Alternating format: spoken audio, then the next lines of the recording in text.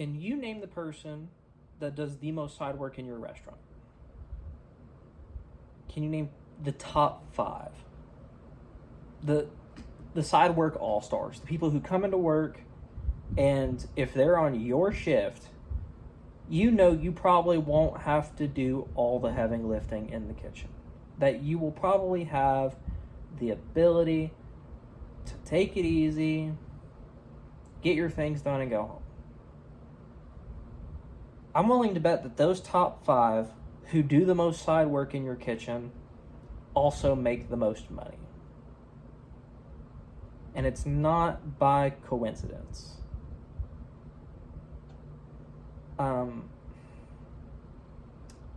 Most people will recognize that having a great conversation with a table, getting a table to laugh, getting a table to like you, and getting a table to be on your side if something goes wrong, those people will openly acknowledge that having a great conversation is worth more in dollars than grabbing a bucket of ice or bringing dinner rounds to the kitchen or changing a trash or changing a soda syrup. Those people will, almost any server will tell you that talking to the table, that getting food from the window to the table quickly with speed is more important than restocking, to-go boxes in an orderly fashion or anything like that. But somehow the people that usually do the most side work end up making the most money. Side work all-stars, in my mind, prioritize things differently than other servers. They have the ability to hold many tasks in their head. Servers hold many tasks in their head, but they're all usually related to the table. People who are great at side work are able to prioritize things that also belong in the kitchen. I would say, you can Google it. Most people really only remember 7 things to do. 7 different objectives to complete, things that a table needs. They have a short list. It's less than 10. They have a short list of things that they need to get done then. But people who are phenomenal at side work walk around with 2 different lists in their head and then prioritize them differently. Servers who are great at side work will acknowledge that although their table has food that's about to come up, the table can wait 30 extra seconds so that they could bring dinner rounds to the kitchen.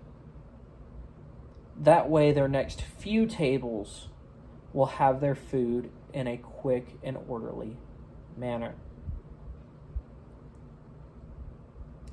It is not easy to identify both all of your table's needs and all of the kitchen's needs.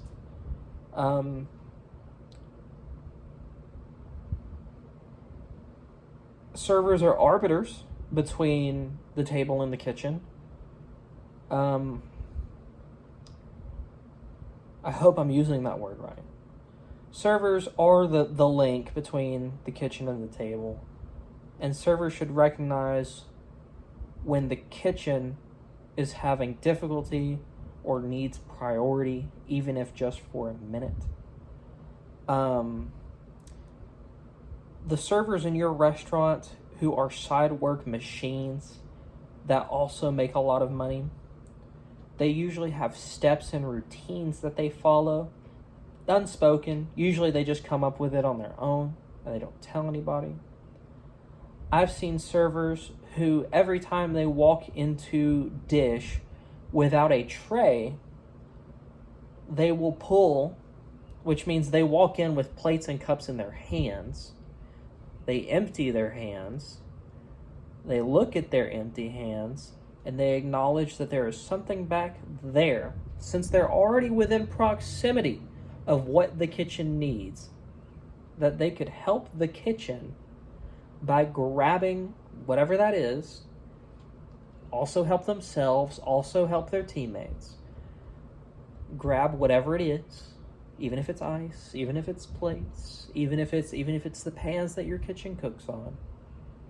They will grab those on their way back to the front. They will take time out of their day to acknowledge that there is something that they could do that would help themselves and others in that moment. That is probably the most simplistic way to put it, is that there are opportunities that you are not recognizing for side work, where you could be a more productive athlete or teammate in the sense. I'm checking notes. A great time that most people, I would say the easiest time that people recognize that they should be doing side work, is when their whole section is caught up and they have a moment to breathe. Lots of servers forego this moment in order just to breathe. I've said in a previous video, I do like to sit. Sitting's pretty nice. But if it's 6:30, it's not really time to sit. If it's 6:30 and you're caught up, the reasonable thing to do is maybe one or two things that are helpful for everybody before you're unable to do those things again. And it will not go unnoticed. People around you will see that you've done that because they won't be able to do it. They don't have the time. They don't have the ability to catch up. If you have the ability to catch up during a rush, people will notice the fact that you have time. Time is a valuable resource, and it gets spread very thin at times in the restaurant. And if you have time, other people will see that you don't have time. The sidewalk all-stars, the side work all-stars, your top 5 that you came up with earlier, they can probably acknowledge when they're done, when they should run things, and when they've run enough. They'll say, you know what? The kitchen has plates now because of me, and the servers have ice now because of me. I'm not going to restock the things that are low at this moment because they're not completely out. I will cross that bridge when I get to it. But for the moment, we're able to carry on another 10, 15, 20 minutes. I would say 20 minutes is probably about as far into the future as you can likely see in a kitchen. Going 30 minutes, it's anybody's game. You know, minute 29, you could have a 15 top walk in, and it completely changes the landscape of what the kitchen needs. But you can see a little further ahead than most people look.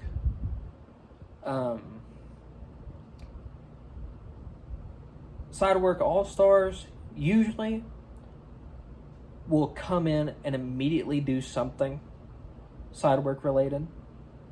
They'll come in and they'll acknowledge there's no ice. There's no boxes. Our fry side really needs X plate.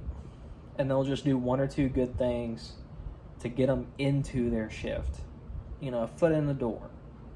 Something that if their first table comes in and orders something from grill, that grill has the necessary and complete tools to help them complete their goal of getting the table food quickly and correctly. In a sense, most servers walk around with things that I should do for the table and things that I should do for the kitchen. I think the reality is that at any moment you could look at what's easiest to do. Sometimes it's easiest to help your tables. And it's not always a bad thing. Sometimes it's easiest to forego some side work, have someone else pick up the slack, and make sure that your tables are completely taken care of. Because that's what you as a server are here for, to make sure the table has everything they need. But it is also easy to walk in and acknowledge that you could help in one or two small ways, and it would have a butterfly effect in that other people would have more time to help you as well. Being a side work all-star is a selfish thing, even.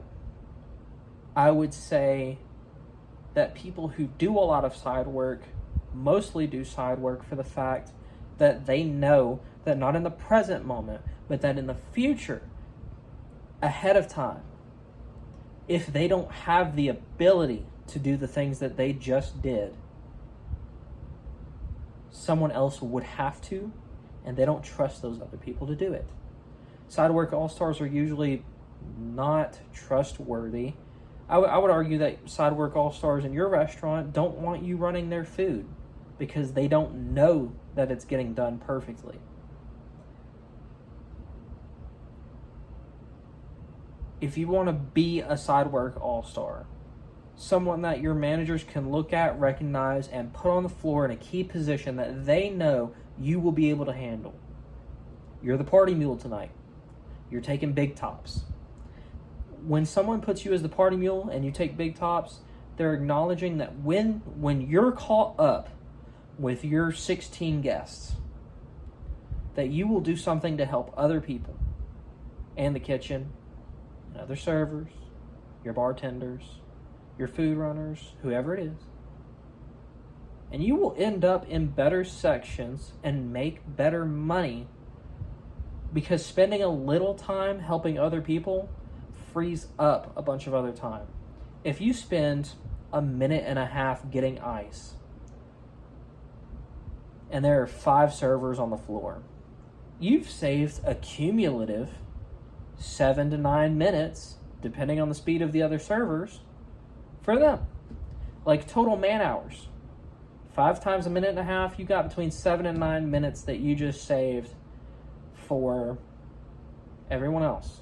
Your weight, the going out of your way and taking time out of your day to help other people has saved a cumulative, exponential amount of time compared to what you spent doing it. And in the future, that 7 to 8 minutes could probably buy you a lot of talking time at a table if you really felt like it.